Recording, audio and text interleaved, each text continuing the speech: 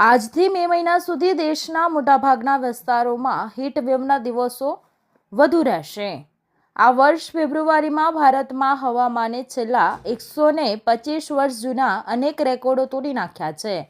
હવામાન વિભાગના આંકડા અનુસાર 1901 પછી આ ફેબ્રુઆરી 10મો સૌથી ગરમ હતો।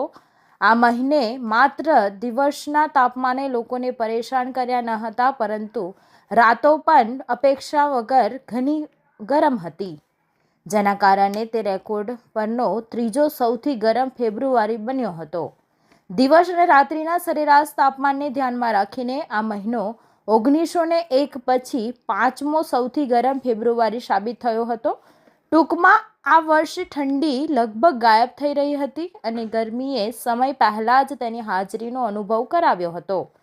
ફેબ્રુઆરી પણ શુષ્ક રહ્યો હતો અને આ મહિનામાં 2001 પછીનો સૌથી ઓછો વરસાદ નોંધાયો હતો। પવનો સૌથી વધુ હિમવર્ષાને કારણે આ સમયગાળા દરમિયાન ન તો ભારે ઠંડી પડી કે ન તો શીત લહેરાઈ હતી। દેશના અનેક ભાગમાં માર્ચમાં મહત્તમ તાપમાન સામાન્ય અને સામાન્યથી ઓછું રહી શકે છે। જોકે પૂર્વોત્તર અને પૂર્વ ભારત, પશ્ચિમ હિમાલયના કેટલાક વિસ્તારો અને મધ્ય તથા દ્વીપકલ્પીય ભારતના કેટલાક વિસ્તારોમાં અલગ સ્થિતિ બની શકે છે।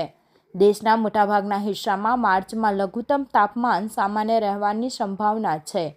જોકે ઉત્તર અને પશ્ચિમ ભારતના કેટલાક હિસ્સા, દક્ષિણ દ્વીપકલ્પ અને પૂર્વ કિનારાને અડીને આવેલા વિસ્તારોમાં લઘુત્તમ તાપમાન સામાન્યથી ઓછું રહી શકે છે।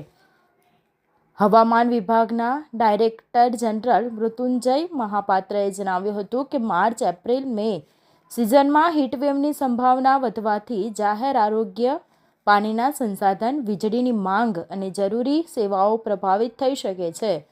તેની સૌથી વધુ અસર વૃદ્ધો, બાળકો અને ખુલ્લામાં કામ કરતા મજૂરો તથા અગાઉથી બીમાર લોકો પર થઈ શકે છે।